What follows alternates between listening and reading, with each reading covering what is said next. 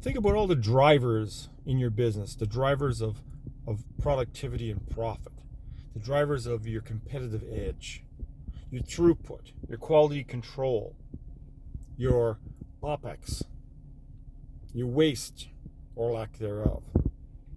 Think about your current process. How much is mechanized? How much is manual?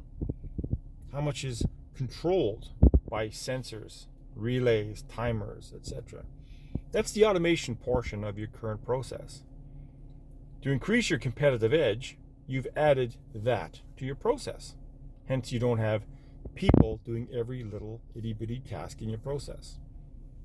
Well, you want to continue to increase your competitive edge, to increase your profits, to reduce your waste, to increase your throughput, to increase your quality, etc., etc. Makes sense. Increase the level of automation. Do it in a modular sense. Look for the sticking points. Look for the pain points. Look for the bottlenecks in your process. Look for anything that takes a lot of time and a lot of money, that creates a lot of waste, that's difficult, that has a lot of repeatability, requires accuracy. We can help you. We can improve your profitability, your competitive edge through modular automation of your existing process. Dynamic machine design, bringing solutions to you.